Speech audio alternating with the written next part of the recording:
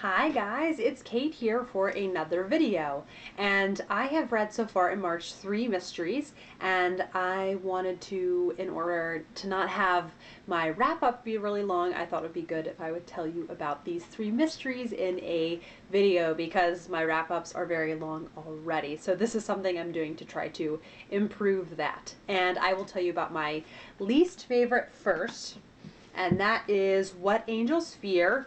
This is a historical mystery. It's by C.S. Harris. It takes place during the Regency era.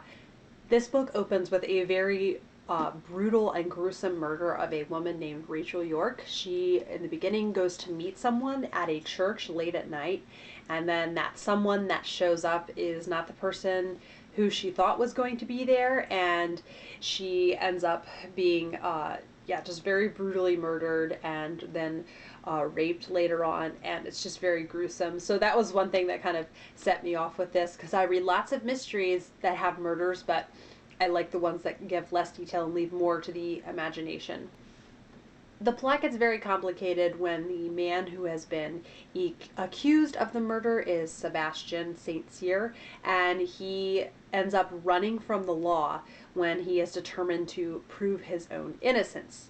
So in this book, which is set in Regency England, like I said, but it honestly felt a little bit more Victorian to me. There were things about it that just, when I was reading it, I felt like it was a Victorian setting, where it was talking about just the different parts of the city and the poverty in the city, but that might not be so much the fault of C.S. Harris, or as that you hear about poverty more in Victorian novels as opposed to Regency novels. It's just not a thing that's talked about. And the only Regency novels I've read are Jane Austen. So that was interesting to me and got me thinking about what really do I think makes a piece feel like a Regency piece. So anyhow, Sebastian has to clear his name, and basically you get to know lots of characters through him. He needs to go inquire of different people, and there is a former love interest named Kat, who he is asking her about different people that she knows, and is she part of a conspiracy against him. And there also eventually is some political intrigue. It ends up that Rachel York knew different people in high places and knew people who knew information regarding the foreign policies with England and other countries. So the thing I think that just I didn't like so much about this is that it was very action oriented and the writing didn't feel literary, and I think that's one common mistake that people who like literature but say they don't like mysteries, is that they think of mysteries as lesser literature. And so this felt to me like the gripe that people might have. Like I said, it felt very action oriented and it didn't feel about people, whereas mysteries that I like, when I read them, I feel like they are both about people and about the literature. The writing really can stand on its own 2 feet. So unfortunately, I didn't enjoy this all that much, but I did have fun doing a buddy read of this with Kate over at the Novel Nomad. I will link her wonderful channel down below. And so I really liked hearing her thoughts on it and the different things she had to add to it. And she ended up liking this a lot more. So I would say if you like Anne Perry, who writes Victorian historical mysteries, you should definitely give C.S. Harris a try. But it's just personally not my style of mystery. The next one that I read was the #1 Ladies Detective Agency, and this is the first in the series by Alexander McCall Smith. And this did not feel so much like a big overarching novel, like overarching story. It felt more like a series of little vignettes and about little instances that this woman ended up solving. So the series starts out where Precious Ramotswe lives in Botswana, and she needs to earn a living for herself, so she makes her own detective agency. And it's very slow going at the beginning, and also there's lots of little incidents that you hear about kind of how women are viewed in Africa today. And so that was very interesting and thought-provoking, and it's neat. A lot of times when you see a lot of commentary on this, it's set in the Victorian era, you know, or something way in the past, but this is what's going on right now in Africa and how women are viewed. So that was very interesting. It was a very interesting part of that. And I did like the character of Precious. She was a very compelling detective. But unfortunately, since I like what I like with mysteries, I like it to start out with a really crazy mystery and then there's this big overarching storyline. Since it didn't follow that formula, it wasn't a 4 or a 5-star read for me. It stayed a 3-star read, but that doesn't mean that I didn't enjoy it. And because I thought the setting was really unique and fun, and I enjoyed, this was my first Alexander McCall Smith to read, and I enjoyed his writing style, then I'll definitely investigate the series more and I'll check out the second book. So I would say if you like kind of the lighter mysteries, this is good.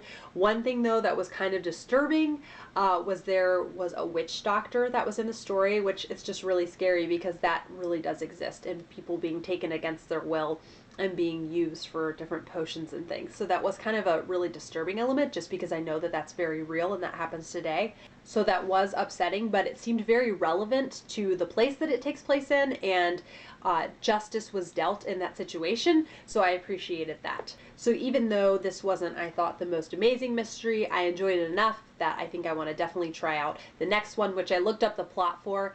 I can't remember the name of it off the top of my head, but I looked up the plot for it, and it definitely sounds like it's a bigger overarching mystery, and it does make sense that this one started out this way because it's just setting the stage for her agency that's going to have lots and lots of cases in the future.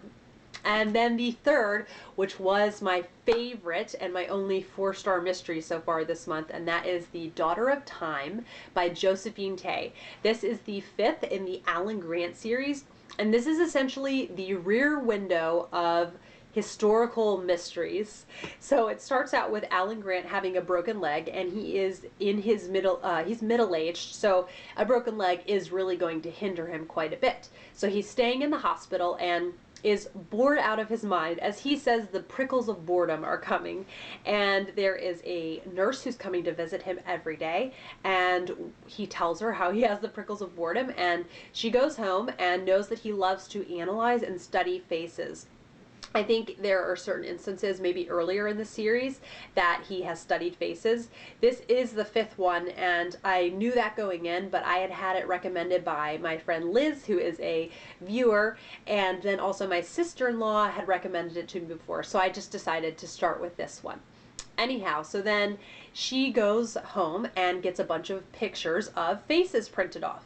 And one of the faces she brings him, he looks at it and he can't tell who it is, and he's really studied the face, and then he looks at the back and realizes it is Richard III.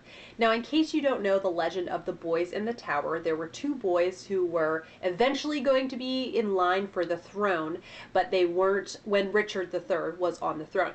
They weren't directly in line. So these boys tragically were locked in a tower and just died in the tower. They were abandoned so that the person who wanted the throne could get to it. And they have found the remains of these boys, and it has, they know for sure that that did happen. Now, the common folklore that has gone down with that event is that Richard III was the one that had these 2 boys murdered, that locked them in the tower. There is a whole Shakespeare play called Richard III that goes off of this plot line. And it was really interesting to read this mystery because basically Josephine Tey thinks that Richard III was not the one who murdered these 2 boys. And so then she has this character of her detective Alan Grant investigating this mystery of Richard III. Did he do it? And so eventually he teams up with a guy who works for the British Museum and is a history buff, and he starts getting primary documents for Alan Grant to look at. So Josephine Tey's writing, I knew pretty much as soon as I started reading it. It was polished, it was crisp, and just exquisite. Added her pretty much right away to my favorite mystery author, so now I have a new author to add up there with P.D. James, Ruth Rendell, and Louise Penny, and I rarely add new favorite mystery authors, and since I read so many mysteries, I'm very hard to please and I'm very picky, so when I add a new one, it is a big deal. So I'm very excited to continue with this series, and I'll just go back and start at the beginning. So it's really fun because Alan Grant is investigating this, and he's looking at primary documents that this guy assists him with and brings to him. And this was really fascinating for me just to see how history is told and how the source material is really significant for when you're looking at history and historical documents. And I found out that the source that William Shakespeare based his play Richard III on was Sir Thomas More's History of England.